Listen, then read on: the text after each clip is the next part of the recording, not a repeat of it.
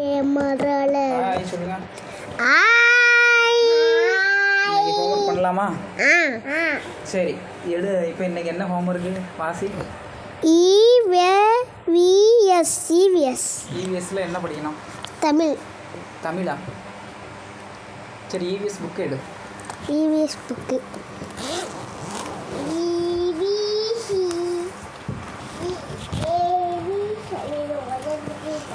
இந்தப்பா.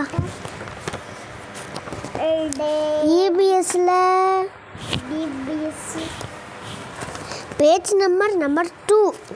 Page number 2டி. Page number 2. இதில் புல்லுலாம் உள்ள போதே. அது புல்லுலாம் கிடையாது, இடையே தான். இல்லை ஏதோ சொல்லி கொடுத்துருக்குங்க.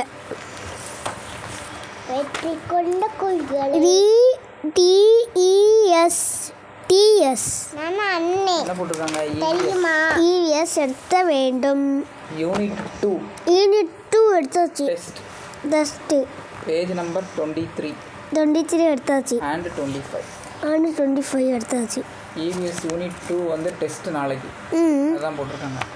டெஸ்ட் நாளைக்கு. பேஜ் 23 எடுத்தாச்சா? 2 போட்டு 3 போட்டுருக்கு. போட்டாச்சா? ஓகே. 1 இதில் 23ல் என்ன படிக்க வேண்டியிருக்கு? இந்த விலங்குகளை பற்றி படிக்க சொல்லியிருக்காங்க.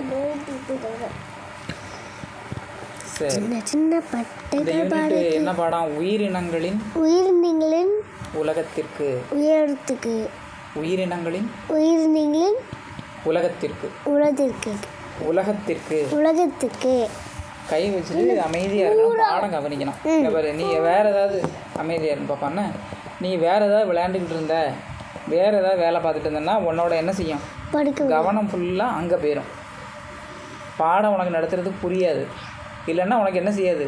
நீ படிக்கிறது ஞாபகத்தில் இருக்காது. அப்போ என்ன செய்யணும்? படிக்கும்போது, பாடம் ஏதாவது நடத்தும்போது, ஸ்கூல்லையாக இருந்தாலும் வீட்டிலையாக இருந்தாலும் பாடத்தை கவனிக்கணும். கையெல்லாம் அமைதியாக இருக்கணும். கை கால் எல்லாம் அமைதியாக இருக்கணும். கண் வந்து நடத்துகிறத பார்க்கணும். காது வந்து கேட்கணும். அதை கவனமாக ஞாபகம் வைக்கணும். அப்போ தான் உனக்கு அடுத்தடுத்து பாடங்கள் நடத்தும்போது புரியும். புரிஞ்சுதா? அப்போ உனக்கு எல்லா பாடமும் ஈஸியாக புரிஞ்சிடும். நீ வீட்டில் இருந்து இவ்வளோ நேரம் படிக்க வேண்டாம். நீயே ஈஸியாக வந்து 5 நிமிஷத்தில் ஹோம்ஒர்க்கெல்லாம் முடிச்சுட்டு நீ விளையாடலாம். புரிஞ்சுதா? அப்போது படிக்கும்போது என்ன செய்யக்கூடாது? விளையாடக்கூடாது. வேறு எதுவும் கையை வச்சுக்கிட்டு எதுவும் நோண்டக்கூடாது. இப்போ இதை பிடிச்சி இப்படி திருப்பக்கூடாது. இந்த மாதிரி தேவையில்லாத வேலைகள் செய்யக்கூடாது. படிக்க உட்காந்தாச்சுன்னா என்ன செய்யணும்? கை காலெல்லாம் என்ன செஞ்சிடணும்? அமைதியாகிடணும். இப்போ மெடிடேஷன்லாம் பண்ணுவாங்கள்ல, தியானம் பண்ணுவாங்கள்ல, அவங்கெல்லாம் எப்படி இருப்பாங்க? அப்படி தானே இருப்பாங்க. அமைதியாக அப்படியே இருப்பாங்களா? ஏன் அப்படி இருக்காங்க? ஏன்னா அவங்களுக்கு மண்டையில் நல்ல படிப்பு ஏறி இருக்கு. மண்டையில் நல்ல படிப்பு ஏறி இருக்கோ? அப்போ உனக்கு ஏறணும்ல. அப்போ நீ என்ன செய்யணும்? அமைதியாக பாடத்தை கவனிக்கணும். இப்போ நீ செய்ய வேண்டியது தியானம்லாம் இப்போது நீ செய்ய வேண்டாம், கொஞ்சம் வளர்ந்ததுக்கப்புறம் செஞ்சுக்கலாம். ஆனால் இப்போ நீ என்ன செய்யணும்? பாடம் நடத்துனாங்கன்னா அமைதியாகிடணும்.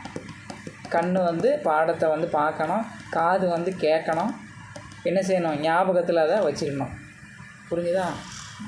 அப்போ அந்த மாதிரி படிச்சிருவியா? அண்ணா வெரி குட்.